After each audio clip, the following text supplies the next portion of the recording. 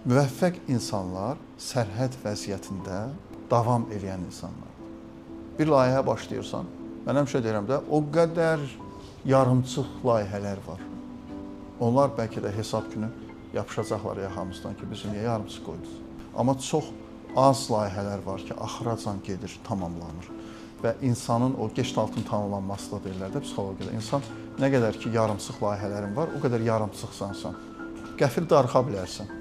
Gəlir pasiyent deyir ki, müəllim, hər şey qaydasındadır belə baxanda, amma ki, narahatam, darıxıram, nəsə elə bilirəm ki, qaydasında deyil falan. Xəbəri yoxdur ki, yarımçıq qaldığı işlər var, yarımçıq qoyduğu layihələr var.